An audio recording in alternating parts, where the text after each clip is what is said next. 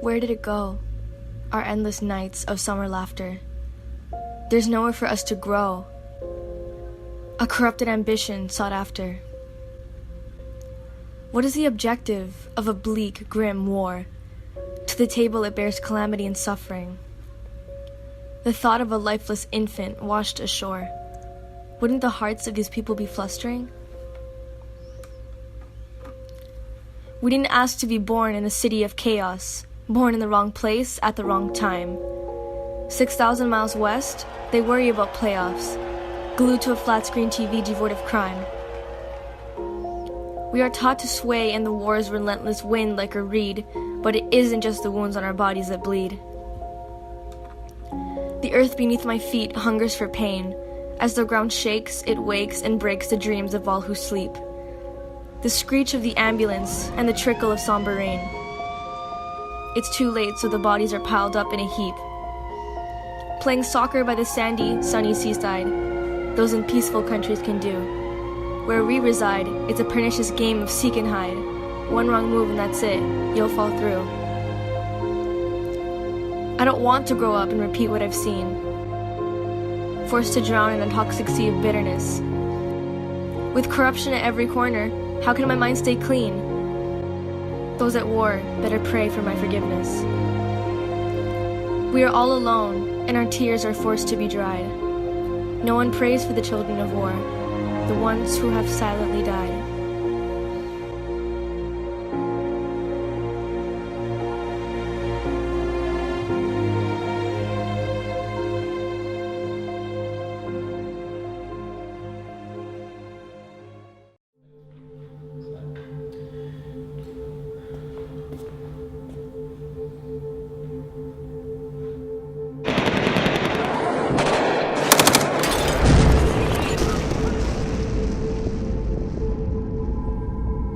War. We call it that so we don't have to call it what it is. Killing human beings on a large scale. So we call it war. It's a much easier pill to swallow, given to us by leaders who need us to follow them down this path of human destruction. So they leave out all the details and all the instructions about the specifics of how this war machine functions, because the truth of the matter is that human lives do not matter when the opportunities arise to make money. And it might actually be funny to hear their lies if they weren't so substantially trying to hide just how much is made financially by the people in power with every hour that passes when our country is at war. Oh, excuse me. When our country is killing human beings on a large scale.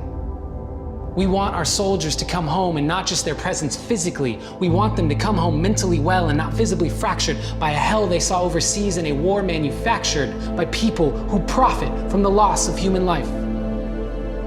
And while a wife with 3 kids goes to sleep alone, not knowing when or even if her husband will come home, that husband, that father of 3 kids, is being organized and sent out on military missions that are being authorized by the very politicians who are making commissions on every bomb that is dropped and every shot that is fired. Who do you think is hired to build all the equipment? Who do you think is hired to handle all the shipments? What do you think happens to the company's stock when Halliburton makes over $40 billion from the war in Iraq? And it makes you wonder if going to war is such a burden when the vice president of this country used to be the CEO of Halliburton. And in Fallujah right now, we are working to rebuild a city in which we have killed countless individuals and destroyed 36,000 of their 50,000 homes. And 60 schools and 65 mosques. This is a people who have lost a place to pray, a place to learn, a place to live, and someday I may earn enough to give them some help, but the type of wealth it takes to help takes lifetimes to earn with the cards that I've been dealt. Because even 1 million wouldn't do. Or 2 or 3 or 4, no, you need more. So until then, keep the million, because in order to start rebuilding, what I really need is billions. But I want to help. So I better get to working, because making billions takes a lifetime, I am certain, unless you're Halliburton and we go to war. And even past the illusion, you'll only find confusion about who is abusing the system that prevents the rich from losing. And I don't know the solution, I hope there is one. All I know is that together we need to change this system that is putting a price on human life. What's the price that wife would pay for one more day with her husband just to hear him say, "I love you"? What's it worth to the little girl standing on the earth that covers the woman who gave birth to her and her brothers if she could have one more day with her mother just to hear her say, "I love you"? To remember what it feels like when your mother hugs you. And to all the lovers who will never be united, and all the families who have ever been divided, I am so sorry. And while I can never bring them back to you, I promise that I will forever do what I have to help create a world in which your loss is not someone else's gain, where people do not profit from someone else's pain. So until that day comes where we can all put down our guns, I will keep using my words as my weapons, and I will fire them into the sky one by one, and like birds they will fly until they have come down on their targets and blown a lesson into the minds and hearts of those who can start bringing us together instead of tearing us apart. And it starts with me and you. And from 2 we grow to 3. And from 3 we grow to 4, and more until the very floor beneath our feet shakes with the power of belief. Belief in what could be. Belief in what should be. Belief in what can be created from disorder when we follow only this one order: choose love. Choose love in every single moment of every single day. Morning, noon, and night, choose love even when it might not seem like the cool thing to do. When it's not easy, keep choosing love, because love is the deepest truth of you. And when you do, you can start to let your inner light shine so bright that others just might see the steps we need to take. And we can avoid what lies at the end of this path that we keep marching on and on and on. With the blind leading the blind, we keep marching on and on, just following orders like right, left, right, left, right, left. They can try and tell us how to step until what's right gets left behind. But before we march on anymore, we have the power to rewind and remove the pain and suffering that hangs over mankind, and rewrite our future history with the power of our mind, and reset all of the programming that's left all of us blind to the simple truth that I want you really means you are mine. Uncle Sam has been getting rich off misery for long enough. And so while this may seem like my wildest dream, I truly believe that we can succeed in overcoming corporate greed, but first we need to take a stand. And while I will not raise my hand in violence, I cannot stand by in silence anymore. They say if you stand for nothing, you will fall for anything. So what do you stand for? I hope you'll stand over here with me. No more war.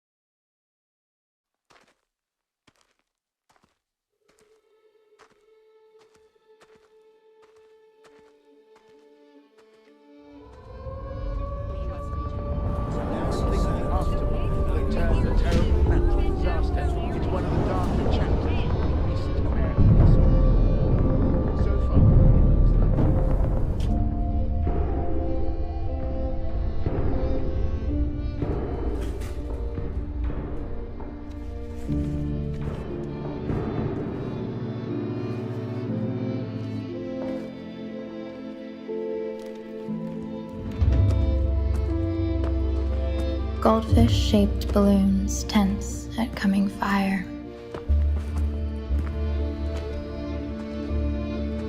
The sensor reels,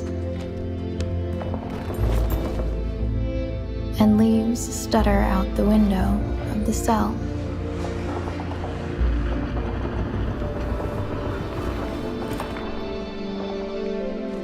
Where the translator peels oranges for the fallen leader.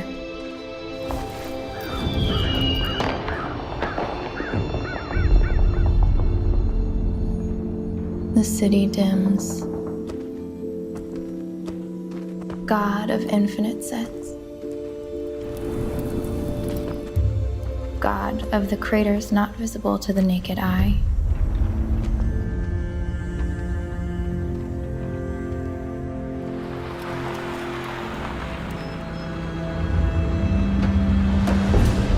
Nothing prepared me for this.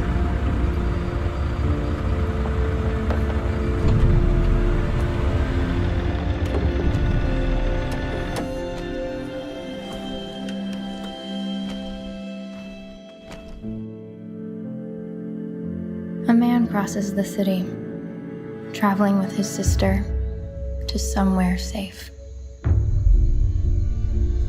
At last, the roar paling behind them.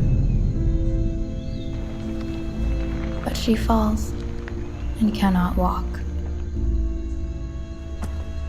So he carries her. He carries her and carries her until he cannot carry her.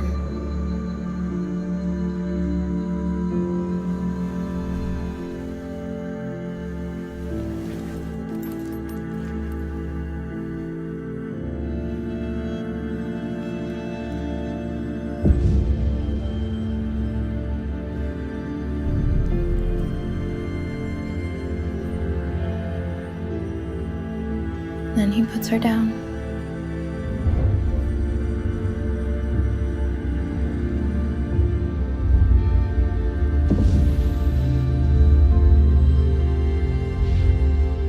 He puts her down in the shade.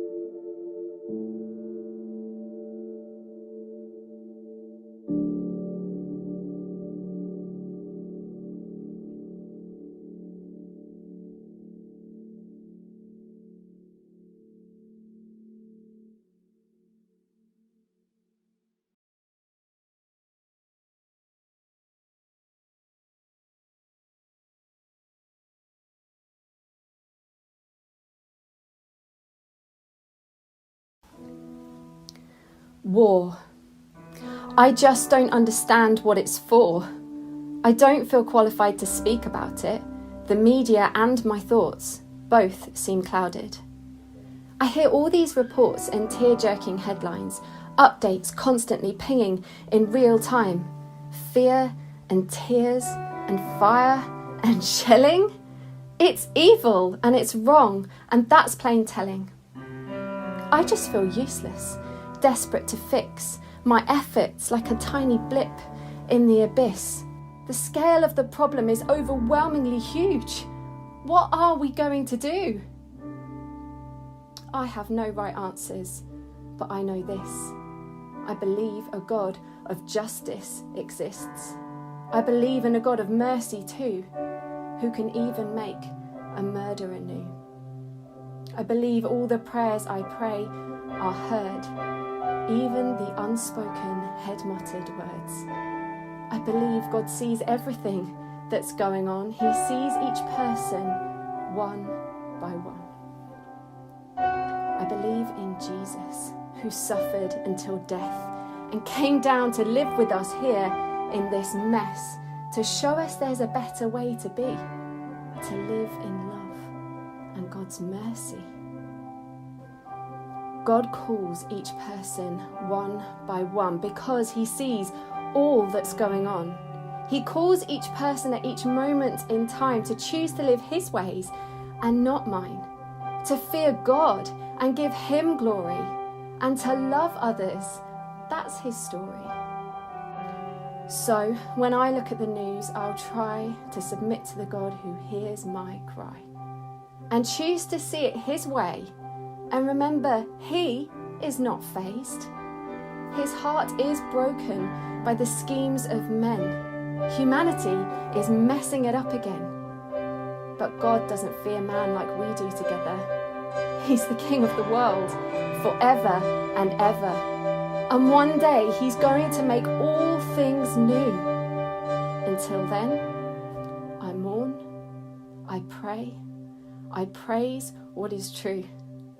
I work, I give, I rest in his care.